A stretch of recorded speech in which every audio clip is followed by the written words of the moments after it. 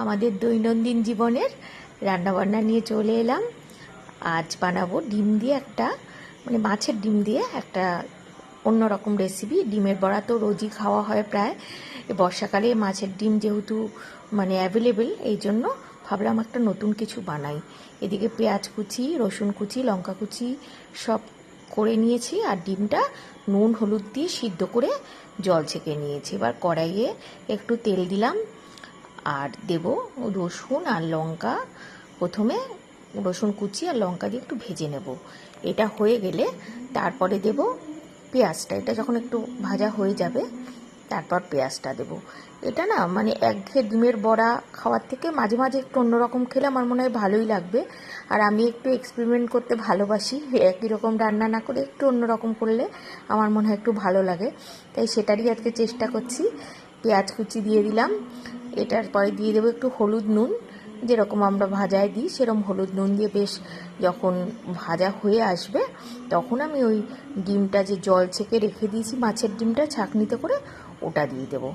ব্যাস, তারপরে নেড়ে চেড়ে তারপর নুন আর সামান্য একটু মিষ্টি দিলে রান্নার ব্যালেন্সটা ঠিকঠাক থাকে।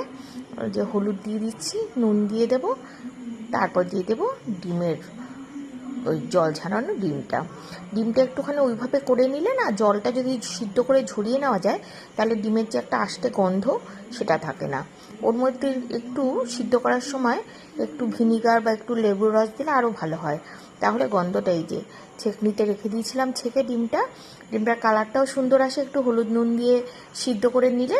এইভাবে করে দেখবেন, দেখতেও খুব কালারফুল হবে, আর কালারফুল হলে খেতেও ভালো লাগে না। দেখতে সুন্দর না হলে ঠিক খাওয়াটা ঠিক জমে না। তাই আর এর মধ্যে একটু দিতে পারেন কাশ্মীরি লাল লঙ্কা গুঁড়ো, আর কিছু দেওয়ার দরকার নেই, আর কিচ্ছু দেবো না। এটাই একদম ভাজা ভাজা করে নেব গরম ভাতে, না এটা বা ঠান্ডা ভাতেও অসুবিধা নেই। ডিমের বড়া তো প্রায় করি, তাই ভাবলাম আজকে একটু ডিমের বড়া দিয়ে তো শুধু ভাত খাওয়া যায় না, ওটা ডালের সাথে বা ঝোলে দিলে খাওয়া যায়, আর এটা দিয়ে শুধু ভাত মেখে খাওয়া যাবে।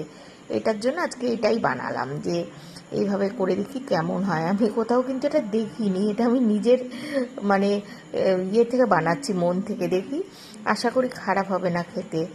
আমার এই ধরনের একঘেয়ে রান্নার থেকে একটু অন্যরকম রান্না করলে আমার মনে হয় একটু ভালো লাগে। যাই হোক, আমার রান্নাটা রেডি, এখন নামিয়ে নেব। এবার বসিয়ে দিচ্ছি উচ্ছে আলু ভাজা করব আজকে হলুদ নুন দিয়ে। দেখুন, উচ্ছে আলুটা অল্প তেল দিয়েই ভাজি, আমি সব কিছু একটু কম তেল দিয়েই করি। উচ্ছে আলুটা ভাজছি, একটু আঁচটা একটু সিমে করে নিলে ফ্লেমটা, তাহলে কী হবে, সিদ্ধ হয়ে যাবে। একটু ঢেকে ঢেকে ভাজলে তেলটা কম লাগে, তাই আমি সেইভাবেই করার চেষ্টা করি। এটা যখন প্রায় অর্ধেক ভাজা হয়ে যাবে তখন একটু পেঁয়াজ দেবো, আর কখনো কখনো আমি এর মধ্যে চিংড়ি মাছ ভাজাও দিই, সেটা আরও টেস্টফুল হয়। তা আজকে আর দেবো না চিংড়ি মাছ, আজকে শুধু পেঁয়াজ দিয়েই ভাজবো। তবে অর্ধেক ভাজা হয়ে যাওয়ার পরে পেঁয়াজটা দিতে হবে, না হলে কী হবে, পেঁয়াজটা পুড়ে যাবে। পেঁয়াজ তো নরম, পুড়ে যায়। হ্যাঁ, এবার নুন দিয়ে দেব, মিষ্টি দিই না এটাতে, ভাজাতে একটু নুন দিয়ে দিলেই যথেষ্ট। নুন দিয়ে বেশ লাল লাল করে ভেজে নেব। আজকের এই রান্না দুটো আপনাদের কেমন লাগলো?